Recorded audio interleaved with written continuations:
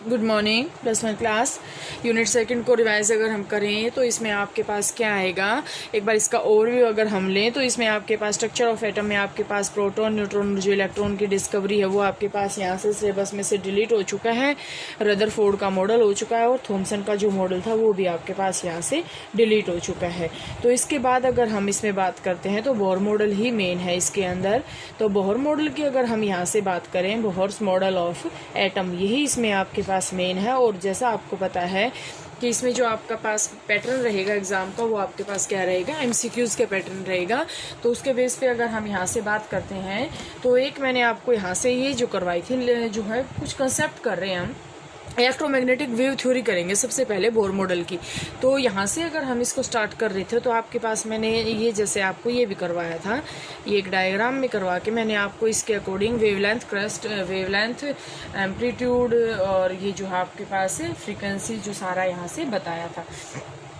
तो अगर हम यहाँ से बात करते हैं तो ये आपके पास होती है क्रस्ट और ये आपके पास होती है ट्रफ, ठीक है।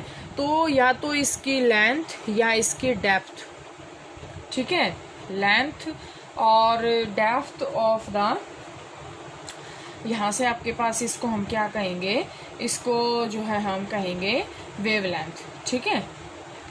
क्या कहेंगे हम इसको, इसकी वेवलेंथ कहेंगे, सॉरी वेवलेंथ नहीं कहेंगे बेटा।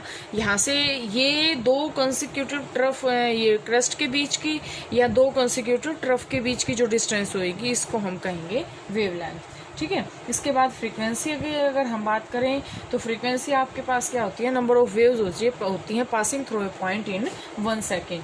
इसके बाद अगर हम वेलोसिटी देखते हैं तो वेलोसिटी आपके पास क्या होती है, वेलोसिटी होती है distance travelled by wave in 1 second is called velocity. अब फ्रीक्वेंसी और वेलोसिटी में डिफरेंस मैंने आपको पहले भी बताया था तो वो आपके पास सेम रहेगा। इसके बाद अगर हम इसमें बात करते हैं बेटा तो इसमें आपके पास आता है स्पेक्ट्रा।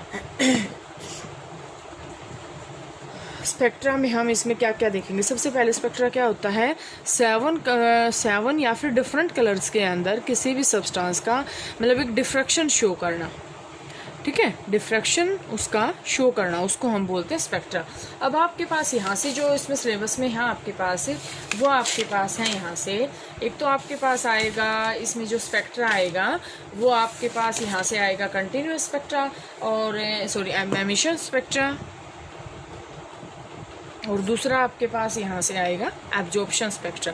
अब ध्यान से देखना इसमें आपके पास क्या आएगा, एमिशन में आपके पास क्या आएगा कि जब हम एक किसी भी नैरो बीम ऑफ लाइट को स्पेक्ट्रम, जब ये एमिशन कब बनेगा, जब जो रेडिएशंस जो हैं किसी सोर्स से डायरेक्टली एक प्रिज्म के ऊपर डलती हैं और वो जो है डिफ्रैक्शन शो करती हैं, तो उसको हम बोलते हैं एमिशन स्पेक्ट्रा। अब इसके अंदर भी दो टाइप्स के होते हैं, एक होता है कंटिन्यूअस एंड दूसरा डिसकंटिन्यूअस। कंटिन्यूअस में आपके पास क्या आएंगे, कंटिन्यूअस में आपके पास देखो सिंपल सी बात है, कंटिन्यूअस स्पेक्ट्रा में आपके पास क्या आएगी, जैसे आपके पास विबग्योर, VIBGYOR, ये जो सीरीज है ये कंटिन्यूअस आएगी, ठीक है। लेकिन डिसकंटिन्यूअस स्पेक्ट्रा में आपके पास क्या आएगी, एक फोटोग्राफिक प्लेट के अंदर सिर्फ 2 या 3 डॉट ही दिखेंगे, वो आपके पास आएगा डिसकंटिन्यूअस स्पेक्ट्रा, ठीक है। तो यहाँ से अगर हम एब्जॉर्प्शन स्पेक्ट्रा की बात करें तो एब्जॉर्प्शन स्पेक्ट्रा आपके पास क्या होता है, सेम होता है। उसके अंदर आपके पास क्या है, एक स्पेक्ट्रा है डार्क लाइन का बना है, ठीक है, डार्क लाइन का बना है, और कंटिन्यूअस स्पेक्ट्रा भी है जो है एब्जॉर्प्शन रेडिएशंस के कारण जो आपके पास मिलता है और उसको हम बोलते हैं एब्जॉर्प्शन स्पेक्ट्रा। मेन आपके पास ये बेटा इसमें, इसलिए मैं इसको थोड़ा सा डीपली नहीं करवा रही। तो इसमें आपके पास और क्या है, अगर हम इसमें रेडबर्ग फार्मूला देखें तो एक जो मेन है आपके पास Rydberg formula, Rydberg formula,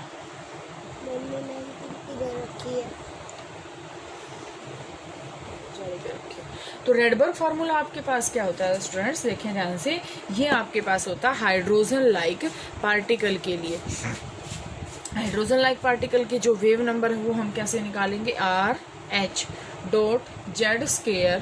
1/N1² -1/N2², ये आपके पास क्या आएगा, रेडबर्ग फार्मूला। और ये आपका किसके लिए है, हाइड्रोजन लाइक पार्टिकल के लिए। इसके बाद आपके पास आता है बोर मॉडल ऑफ एटम। तो बोर मॉडल, ये तो आपके पास जो वो कंसेप्ट थे जो इसका जो है इसकी जो लीडिंग सॉरी बेटा, लीडिंग जो कंसेप्ट थे, इसके जो लीडिंग कंसेप्ट थे वो थे ये। तो इसमें अगर हम बात करें तो यहाँ से आपके पास आएंगे बोर मॉडल में, आपके पास आपको पता भी है, मैंने आपको बताया था कि इसमें आपके पास क्या होंगे, दो टाइप्स की जो है यहाँ से आएंगे। एनर्जी स्टेट मीन्स ऑर्बिट्स के बारे में यहाँ पे बताया गया, और यहाँ से इसने क्या बताया गया कि LMNOP ये जो होते हैं ऑर्बिट्स होते हैं जो बीच में, यहाँ से अगर हम बात करें तो ये आपके पास क्या है N1 2 3 4 5 और 6, ठीक है। इसके बाद अगर हम इसमें बात करते हैं तो कौन कौन से ऐसे जो फेवर थे, या फिर अगर हम इसमें बात करें तो इसमें आपके पास क्या क्या था, वो यही था कि एक तो इसमें जो है इसके अगर हम लिमिटेशंस की भी बात करें तो लिमिटेशन आप कर लोगे, नो प्रॉब्लम। तो यहाँ से आपके पास जो, तो यहाँ से अगर हम इसमें बात करें तो इसकी जो वो आएंगे लिमिटेशंस आएंगी ना इसकी जो लिमिटेशंस आएंगी वो जो है आगे जो कंसेप्ट कौन सा आएगा, क्वांटम मैकेनिकल मॉडल को जो है यहाँ से डिस्कवर करेंगे। Quantum mechanical model of atom को जो है यहाँ से वो डिस्कस करेंगे। तो क्वांटम मैकेनिकल में आपके पास तो एक आएगा सबसे पहले ड्यूअल नेचर। ड्यूअल नेचर में आपके पास जो है यहाँ से क्या आएगा बेटा, ड्यूअल नेचर में आपके पास आएगा यहाँ से डी ब्रोगली इक्वेशन, बहुत इंपॉर्टेंट थी ये भी, de Broglie equation. De Broglie equation में आपके पास क्या आया था कि उसने जो है यहाँ से रिलेशन बताया था डी ब्रोगली इक्वेशन ने, वहाँ से आपके पास यही आया था कि यहाँ से अगर हम इसमें बात करते हैं तो डी ब्रोगली इक्वेशन सबसे पहले तो सब सिंपल सी जो थी वो आपके पास थी lambda is equal to H/mv, ये थी इसकी डी ब्रोगली इक्वेशन। लेकिन अगर हम इसको थोड़ा सा और इसको एक्सप्लेन करें तो लास्ट में आपके पास यहाँ से आया था lambda is equal to H/√2m। ये जो है यहाँ से हम इसको भी यूज़ कर सकते हैं और इसको भी यूज जो है यहाँ से कर सकते हैं। इसके बाद आपके पास क्या आएगा बेटा, इसके बाद आपके पास आएंगे quantum mechanical model. Quantum mechanical model में आपके पास क्या था, सबसे पहले तो देखो इसमें एक बीच में टॉपिक और रह गया, वो आपके पास आएगा इससे रिलेटेड मैंने आपको एग्जाम में भी अभी जो डिवीजन टेस्ट हुए थे उसमें भी आपको क्वेश्चन दिया था, हाइजेनबर्ग्स अनसर्टेनिटी प्रिंसिपल। तो इसके अकॉर्डिंग क्या था कि पोजीशन और मोमेंटम किसी भी चीज़ का, it is impossible to determine the position and the momentum of a microscopic particle with accuracy is not possible, ठीक है। मतलब यहाँ से जो है पोजीशन और मोमेंटम जो है निकालना वहाँ से पॉसिबल नहीं है। और अगर हम इसको मैथमेटिकली अगर करते हैं तो delta X delta P greater than equal to H/4π, ये आपके पास क्या था, हाइजेनबर्ग अनसर्टेनिटी प्रिंसिपल। अब आपके पास इसमें आया था कि एक जो है ऑर्बिट और ऑर्बिटल के बीच में डिफरेंस आएगा। इसके बाद आपके पास आएंगे क्वांटम नंबर्स।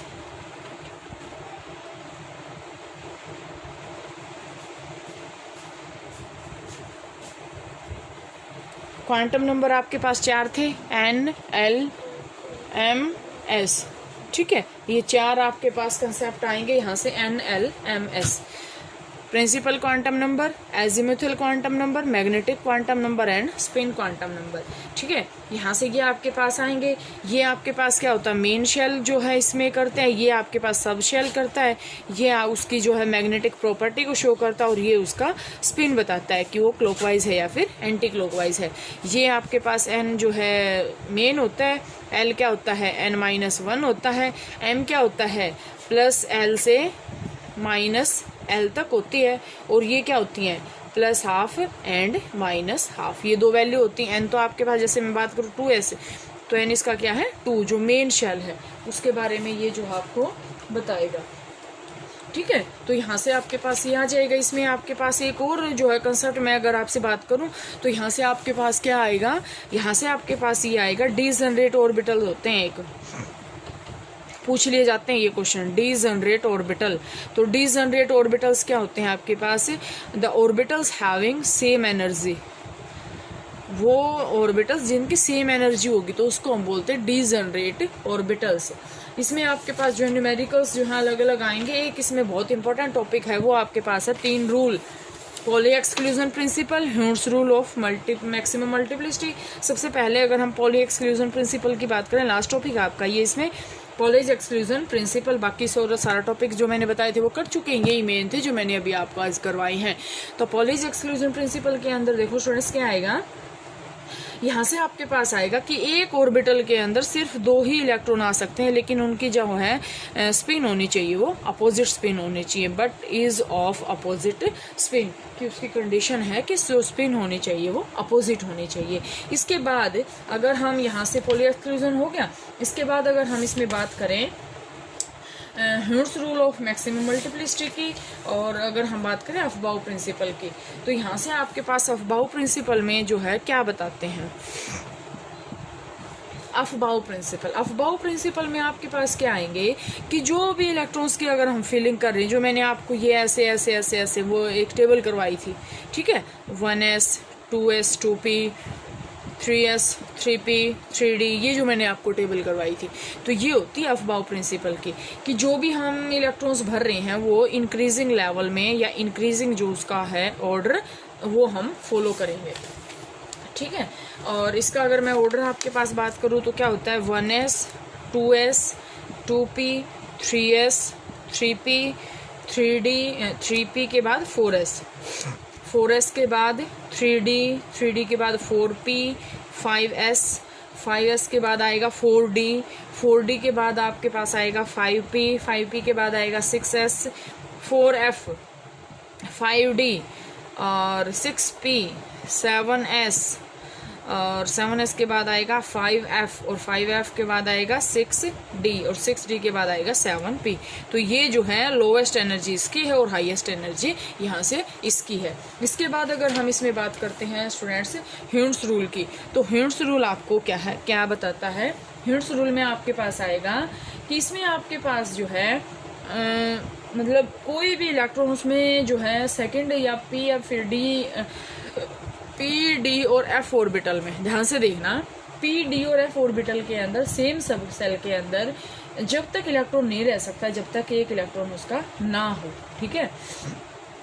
तो यहाँ से आपके पास क्या है कि जैसे अगर हमें ये कहें कि हमें ये भरना है कार्बन की, अगर हम बात करते हैं 1s2 2s2 और 2p2 को हम क्या लिख सकते हैं, 2px1 2py1 और 2pz0, ठीक है। अब अगर हम इसकी फिलिंग ऐसे करते हैं ऐसे, ठीक है, या फिर अगर हम इसकी अगर हम ऐसे करें, इसमें एक ये 0, ये हो गया। तो हम जो है यहाँ से ये तो सेम रहेगा, ये सेम रहेगा, इसको जो है हम ऐसे नहीं कर सकते। 2 इलेक्ट्रॉन है 2p2 में, दोनों को इकट्ठा ही भर दो। पेयरिंग तब तक नहीं होगी जब सारे जो है कम्प्लीटली फिल्ड नहीं होंगे। कम्प्लीटली हाफ फिल्ड जो है, मैंने आपको पहले भी बताया था कि कम्प्लीटली हाफ फिल्ड क्या होता है, मोर स्टेबल होता है देन कम्प्लीटली फुल्ली फिल्ड। ये जो है हाफ फिल्ड जो है, completely half filled more stable होता है इन कंपैरिजन टू दिस। तो हम इसको ऐसे नहीं भरेंगे, इसको ऐसे भरेंगे। मतलब पेयरिंग तभी होगी जब एक इलेक्ट्रॉन उसके लिए एटलीस्ट होना चाहिए सभी में, ठीक है। तो यही आपकी सेकंड यूनिट यहाँ पे कंप्लीट हो जाती है बेटा, और इसमें इसी से रिलेटेड आपके पास क्वेश्चन पुटअप किए जाएंगे और इसको आप डीपली कर लें।